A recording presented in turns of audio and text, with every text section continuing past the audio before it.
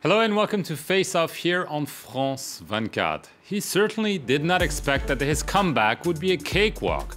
However, former President Nicolas Sarkozy certainly did not imagine that his conservative rivals would stand their ground and that he would face such an onslaught of judicial cases. So is it just a bad start, or does it mean that Sarkozy's second act as president of France is already doomed? With me to discuss Sarkozy is John Keating, who is the Paris correspondent of Kuwait's Kuna agency. He's also the head of the Anglo-American Press Association. Welcome. Also on the set, Philip Turl from Radio France Internationale. So it seems not a day goes by without its share of bad news for Nicolas Sarkozy.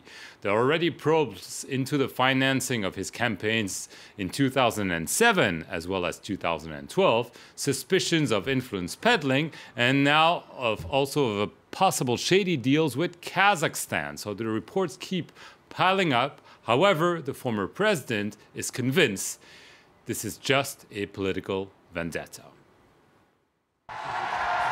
A standing ovation for Nicolas Sarkozy as he takes to the stage for his third public meeting since he declared he was returning to French politics. Just weeks after the announcement, a third probe has been opened into the financing of his 2012 presidential campaign. Back then, the candidate and his team overshot the legal campaign financing limit of 22.5 million euros, and Sarkozy was given a 400,000 euro fine. Under French law, he, the candidate, should have paid it, but instead, and according to the newspaper Le Monde, his party picked up the tab. For Nicolas Sarkozy's lawyer, neither the candidate nor the party broke the law. The entire party decided to take on the responsibility of paying the fine that was handed out by the public administration. This latest probe casts yet another shadow over Sarkozy's chances of mounting a presidential comeback in 2017. On Saturday, 3 of his close allies, including his former top aide Éric Césary, were indicted in connection with the so-called Big Malion affair. It centers on invoices for events staged by PR company Big Malion during his presidential campaign. Expenses totaling 18.5 million euros that were allegedly billed to Sarkozy's UMP party rather than the campaign coffers. And according to sources close to the inquiry, both the company and the party were aware of the plan.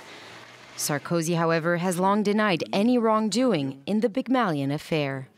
And just before we give the floor to our guests to comment, here's how Nicolas Sarkozy reacted to all this bad news. Let's take a listen. I will continue to answer every question.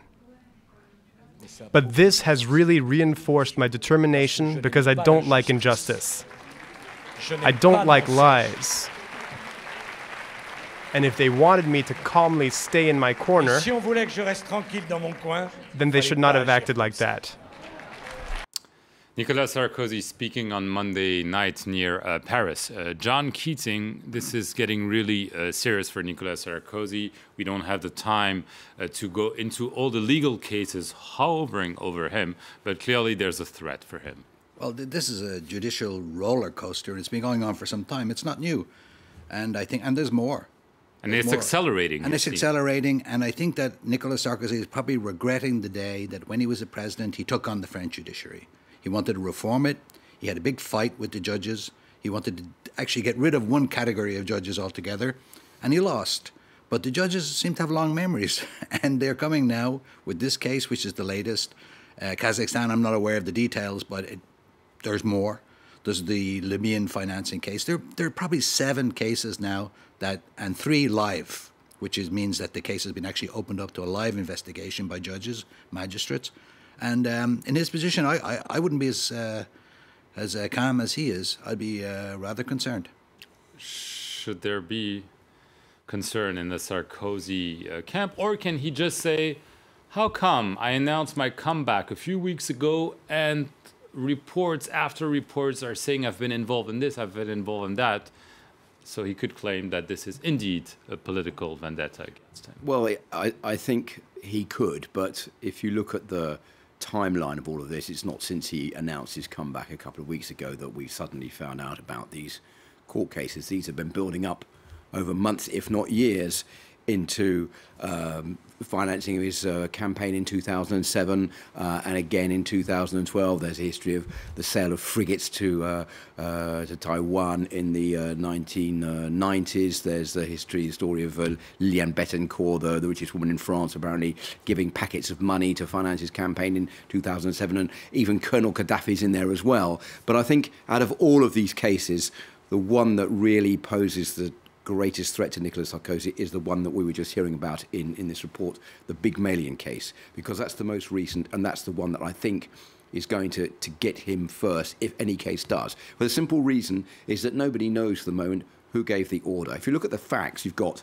Nicolas Sarkozy trying to be elected for a second mandate in 2012. He only has 22.5 million euros to pay for his campaign. He oversteps his budget. Now we're hearing of 18 million euros, almost double what the limit was. His party is paying for those bills. And he said he doesn't know anything about it. How come he doesn't know? And if he doesn't know, then who did know and who gave the orders? And as he was president, he should have known. So it's all closing in on him faster and faster. Do you think he can escape scrutiny in that particular case, which seems to be gaining traction right now? There's a tradition in French politics of somebody taking the bullet. Juppé took the bullet for President Chirac at the time, and he got a slap on the wrist. If Copé is willing to come forward, Jean-François Copé, the former head of the party, former head of the party, Secretary General of the party, if he comes forward and says, "Okay, I was the top guy," well, then he could. But I'm not sure he wants to do that. And there's another case also in the shadows, which is the case of the contracts with Pakistan and the Augusta submarines when Sarkozy was in fact budget minister. He's not the top guy in this, but they say he may have been involved. People are trying to link him. And in this case for the French, 11 people died in an explosion in Karachi. This is not just money. This is people died. If they can get a link to him on that, and it keeps bubbling up and then going away. Former Prime Minister Edouard Balladur has been heard by judges. So I mean, there may be some more stuff coming out on that. In addition to all those problems, Nicolas Sarkozy certainly did not expect that his rivals within his conservative party would stand their ground, but it seems to be the case. There are two former prime ministers, his prime minister François Fillon, but even more so the Prime Minister under Jacques Chirac in the 1980s, Alain Juppé, who said he would run for president and who's standing in the polls quite high. Let's take a look at a recent poll that was taken and asking people who would be your favorite conservative candidate for the 2017 presidential campaign. And the figures show that Alain Juppé would clearly come ahead of Nicolas Sarkozy, 43% versus 28%. However, when you asked sympathizers from the Conservative Party, the UMP, over 60% support Nicolas Sarkozy. So, Philippe Turle, how serious of a challenge is it for Nicolas Sarkozy to have Alain Juppé, who said, "I will not back down, and I'm quite popular with the French, if not with my party faithful"? The big problem, as far as both men is concerned, is that this has all come about too early. Neither Juppé nor Sarkozy were originally planning to come back into the pre-presidential race for 2017 so early on. In 2014, they were probably, I think, thinking they could wait another year before they started coming forward for as a potential candidate. Sarkozy has been pushed into the race because of all the court cases and the terrible state of the party, the UMP, that he is now running to take over.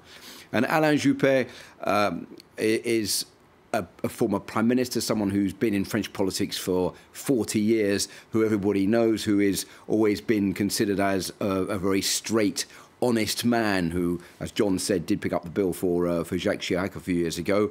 But I think no one really believed that he was the guilty party, but Chirac, as he was president, couldn't be taken to trial over that. So he's now seen his hour has come, if you like. He's now popular. People aren't so sure they want Sarkozy back. The militants within the UMP do, but most French people, there's a majority who are not too keen to see Nicolas Sarkozy come back. So Alain Juppé is saying, well, maybe it's time now for me to come forward as president.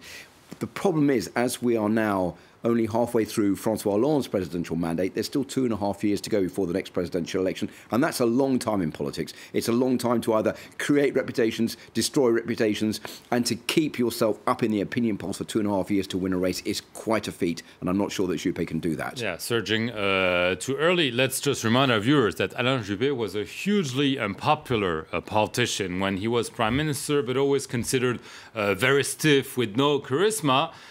He's now nearing his 70s, and it's a little bit strange in a way to see him be so popular. Not so strange.